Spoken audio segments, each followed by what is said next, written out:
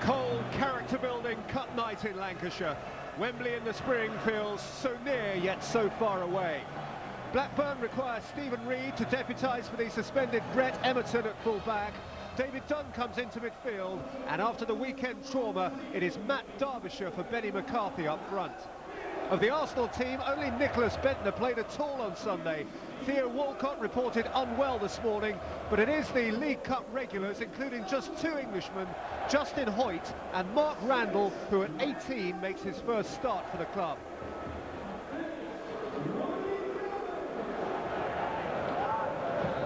Priori for Diarra. Spread now towards Randall, who's on the shoulder of Warnock. Warnock aware of him. 18-year-old lad, played a couple of League Cup ties last year away from home for Arsenal as a substitute, but starts tonight for the first time. And here is Randall. Oh, neatly played for Bentner. And here's Diaby! And Arsenal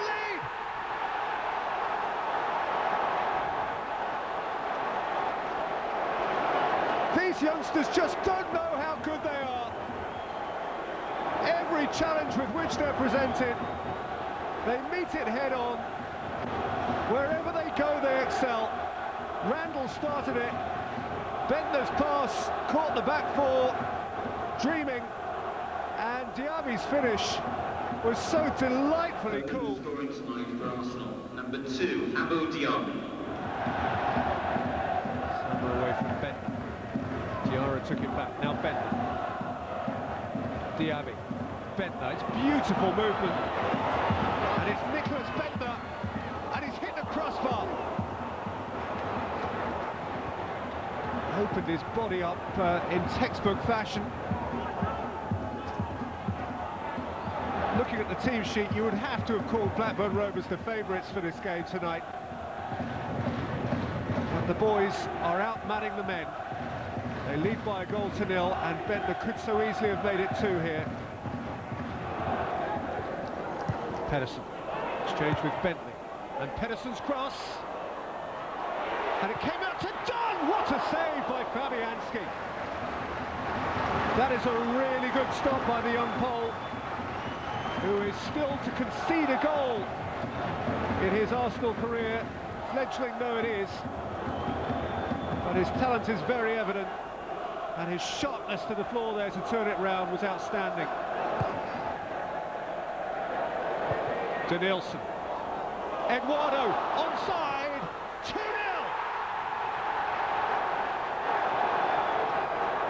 Sliced open by precision and speed. Friedel infuriated. But Arsenal's incision here was just perfectly clean. Denilson's pass, Eduardo's ideally timed run, Samba's failure to cut it out, Arsenal's doubled lead.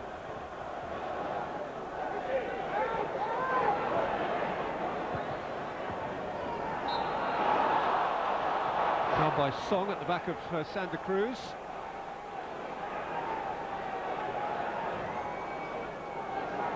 David Bentley's lining it up again.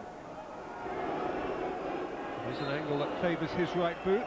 Pedersen's approaching it, but Bentley has hit it, and Fabianski has held on to it.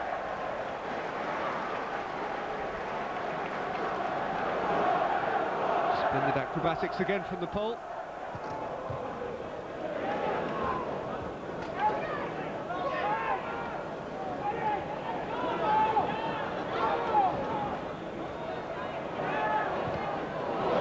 Nicely weighted pass for Derbyshire, and finished by Santa Cruz. And the tie is alive again. Boy, did Blackburn need that. Last 4 minutes of the first half, a first half in which they have been pale second best. Rovers finally make something happen, but that is borderline offside. Derbyshire's delivery was good, Santa Cruz's finish was equally adept.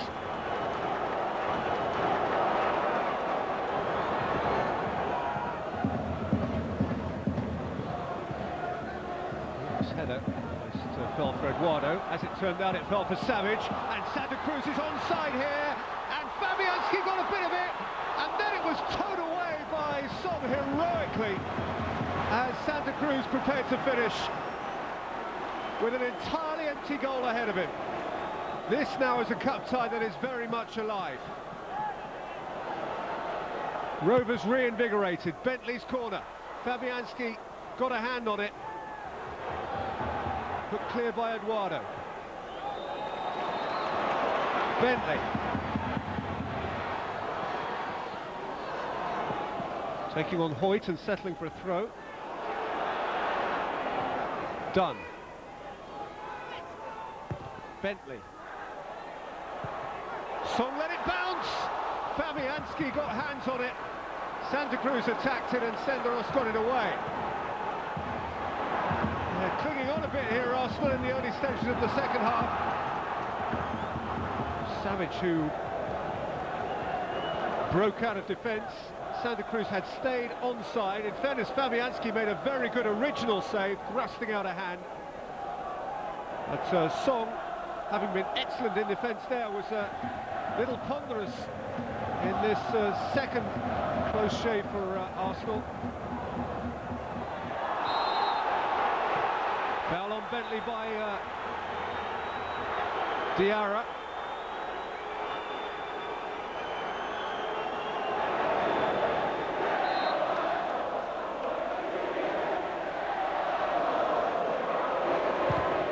Bentley's free kick, he got a flick and hit the roof of the net. It would have been an own goal by Nicholas Bentner. Got up comfortably the highest, head and shoulders over Samba. Pedersen. Off the line! Whipped in via Song's head and behind.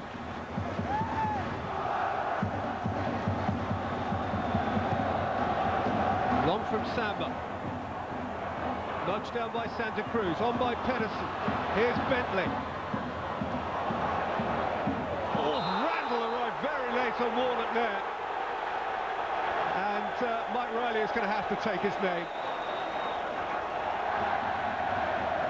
Ironic cheers all the way around Ewood.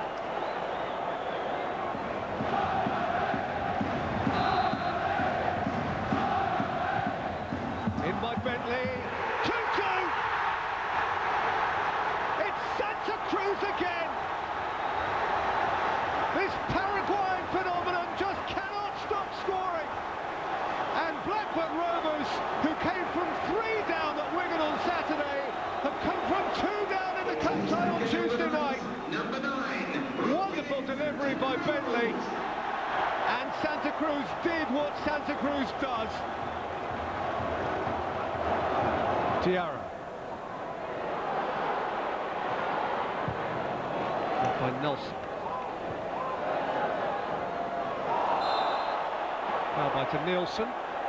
And he is going to have his name taken.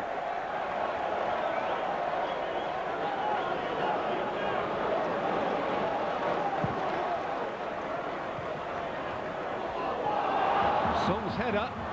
Diarra's lost out to Bentley and then fallen on Bentley. Mike Riley's going to have to take a view. His view is that that is a cautionable offence, and Diarra becomes the 6th player on the night to see yellow. 90 seconds of 90 minutes still to play.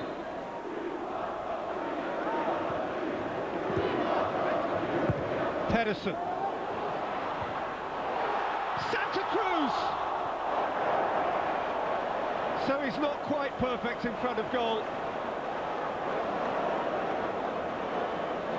3 goals on Saturday, 2 attempts at goal and 2 goals on Tuesday night.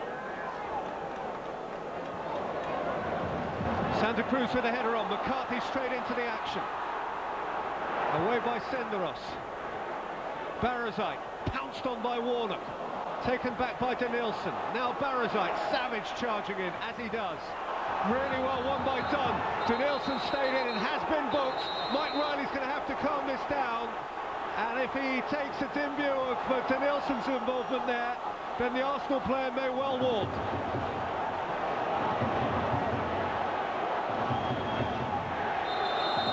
It has been a flare-up waiting to happen this time, and there are still a few little subplots going on there. Song and Reed involved with each other.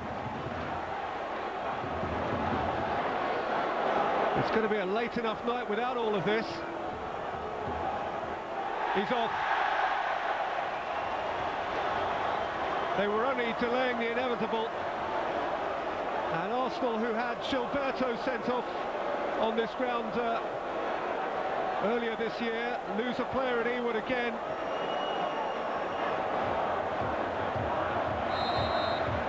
They finished 2-2, there will be extra time, and Arsenal are down to 10 men.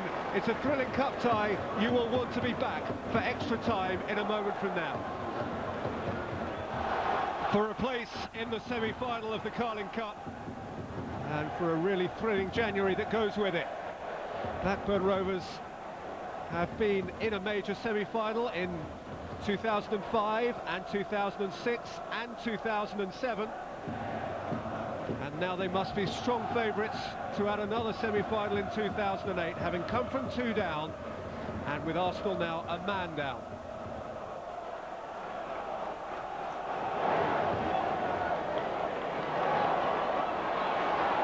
Song, that's a lovely ball. Eduardo, 3-2 Arsenal! 10 men or not! What about that?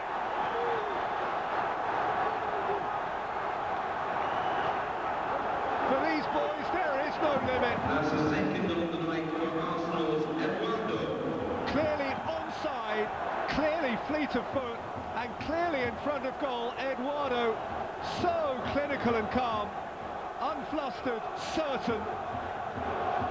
And Arsenal, who seemed out for the count here and relying perhaps on penalties, have an advantage again. Bentley plays it in. Senderos with the header out. Eduardo couldn't protect it from Samba, and he fouled Samba.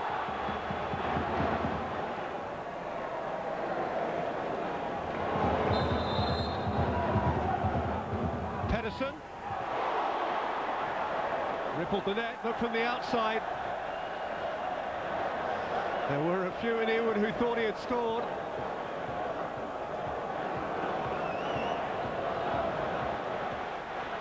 Nelson hoisted in towards McCarthy, and Samba, and Pedersen deflected over.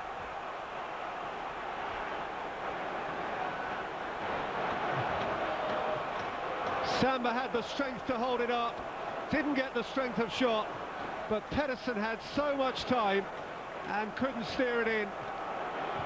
Bentley.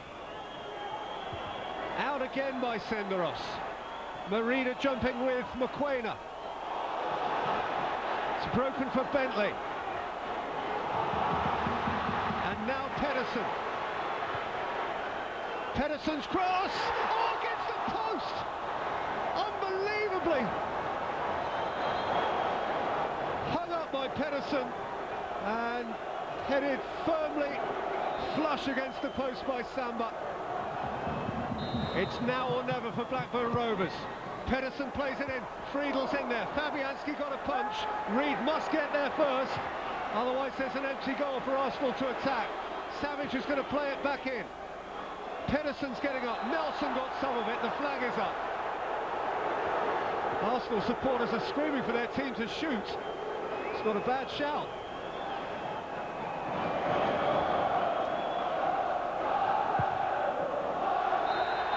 The Arsenal boys are into the semi-final, a fabulously exciting cup tie, but you have to say, his youngsters are quite a phenomenon.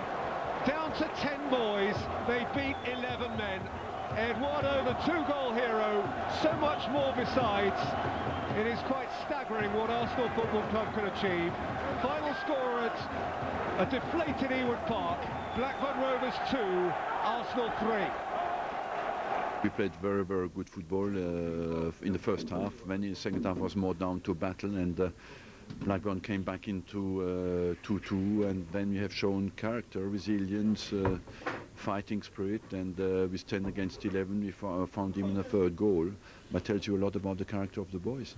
For them to come back in difficult circumstances 2 games running, I think that shows the character and the determination on the side. But we just got to make sure we cut out the individual errors and the lack of defensive cohesion that we're displaying at the moment. Mentally we're strong, pretty football. If we got to toughen ourselves up, you know, do tackles and that, we can do that as well. I think we have at the moment all aspects in our game. Don't let anybody kid yourselves that these are kids. They're guys that have come through the ranks and they've had decent enough experience, Champions League and Premier League, and a lot of money has been spent on them, a hell of a lot more money than I'm able to spend. So they're a good team. Arsenal haven't got a first team and a reserve team. They've got two exceptional teams. And you'll hope, I'm sure, that the manager will deliver the same sort of team selection for the semi-finals now. Yeah, I think the manager have already said, you know, he has lots of confidence in this side, and I'm sure if he picks the same side, we'll put on a great performance again. Well, we'll pick through some of the individual moments in that match in a moment, but it's no coincidence, is it, that Bentner and his manager talk about character and mental strength tonight, because these are the things that perhaps Arsenal are looking for. We know they can play, it's how they react to adversity. Yeah, I thought Mark Hughes hit it on the head when he said, you know, they're not kids. We sometimes talk of it in a slightly condescending way as though they're young, skillful players, but you can bully them out of the game. It's nothing like that. They've got resolve and a character, and there's a togetherness about them, and they're growing as a group. And Arsene Wenger knows, beyond what we call in his first 11, there's another group who are starting to push. Now, having said that, as we've seen in the first game tonight at Eastlands, there's a difference, a fine balance between a strong challenge and a bad challenge. And I think Danielson goes the wrong side of the line. It is, for me, definitely the wrong side of the line. There was a few, you know, he'd had a big effect on the game, Danielson, and we know on the ball he's technically very good. But again, there's a couple of challenges going in, and he goes in here, leaves the ground, 2-footed, catches David Dunn, and, you know, he's got no argument there. And before the game, Mark Hughes was saying the big clubs get preferential treatment. They didn't there. The referee was spot on, and quite rightly, Danielson has to walk in a straight red. You know, he's going to miss 3 games. Now, Arsene Wenger it was who famously talked about a fox in the box. Eduardo? Foxish? Foxy? Foxy, wolfy, get him there. But what I like about this fella is he's cool when he gets there, Matt. Croatian international, got good goal-scoring record. I think he's 6 goals in 11 games before today. Gets to a bit of a mistake by Samba, but I never once doubted that he put the ball in the back of the net. You know, you get some strikers or players in this situation. What I call they hit the ball at goal, and sometimes it goes wide, it hits the goalkeeper. This fella's got the art of passing it into the net. He finds the angles, he knows where to play it. And I just wanted to illustrate to you what he does very cleverly. When he gets through, he gets himself on the side of the ball, gives himself options. Can go across the keeper, can go to the near post. So keeper doesn't quite know where it's going to go. This fella does. He's got a brilliant eye for sliding it past goalkeepers and putting it in the net. And again, he's just starting to push the first team and say, when I start, I score. Obviously, he's now looking for a permanent place. And actually, if you look at having lost at Middlesbrough, and again, it's this thing about character and resilience, they've bounced back well, Arsenal. There's no blip. There's no blip, but 70 red cards that is today. There's a steely side to them as well. Indeed. Thank you, Rob.